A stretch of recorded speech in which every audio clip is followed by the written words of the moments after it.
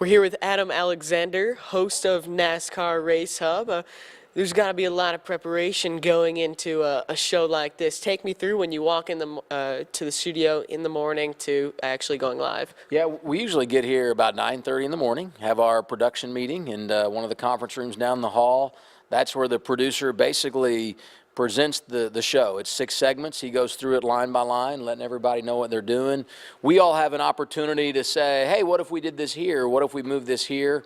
Obviously, throughout the day, there's going to be news that can change the format, occasionally breaking news that completely blows up the show and changes the direction of what we're doing. But for the most part, at 9:30 in the morning, we know what the plan is, and we spend the day as a group executing the plan. So when we come out here at 4 o'clock for rehearsal, we got a real good idea. And hopefully at 5 o'clock when we're live, we know exactly what's supposed to happen. When you get thrown with breaking news, especially in the middle of the show, how difficult is it to jump right on the topic? I like that, and the reason I like breaking news is because the rules kind of go out the door. You know, when you have a plan to execute, you got a box that you're in, and you know what it's supposed to be, and if you misstep, then the people at home probably know you screwed it up, and the producer and director definitely know that you screwed it up. So I think breaking news is fun because you kind of throw the rules out the window and you can go do it your own way. But it certainly is challenging, and in particular for those in the control room, because they're trying to find B-roll that goes with the story we're trying to tell and continue to research whatever that breaking news is so we can continue to build on that story. I'm sure live TV is pretty difficult. What would you say is the most challenging part about it? I think preparation is a huge element of it, and sometimes can be difficult because it's kind of like if you're playing on a football team. You love game day. Who doesn't love when you have the kickoff and you're going out and you're trying to score a touchdown and win the game?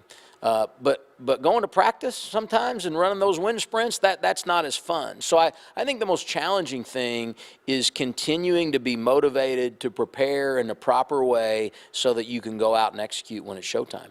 Now, I also understand that you used to do some live booth calling, and you still do. So how does that compare to Race Hub? It's really 2 different things. It goes back to what I was saying earlier about no rules. When you go into a live broadcast, outside of maybe a handful of elements right when you come on the air, everything else is basically make it up as you go. And the story is unfolding right in front of you on track. I love that element of not knowing what's coming next and then having to figure out how you're going to articulate that, set up the analysts, get them involved so they can add to what you're saying and continue to further the story that we're seeing play out. So I really like that. I think the adrenaline rush that you get from executing a live broadcast at a venue is more than what you get when you're in studio. But both of them certainly have their own set of challenges. And anytime you have a good show, it's a really good feeling leaving the studio or the booth. There have been a lot of memorable moments on Race Hub and in the booth. What would you say has been the most fun part? Well, I think, we had one a few weeks ago. I was in the booth at Michigan when Dale Jr. joined us for the very first time, which was really cool to see him do that because it was something that he was a little bit anxious about, and it was really neat to see it play out through his eyes, and I think he had a good time, so that was great to be a part of.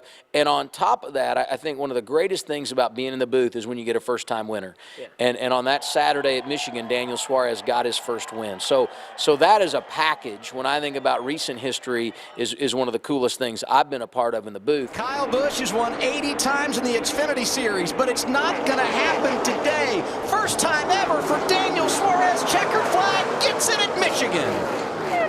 Woo! That was exciting. Unbelievable. We got a last lap pass for the win.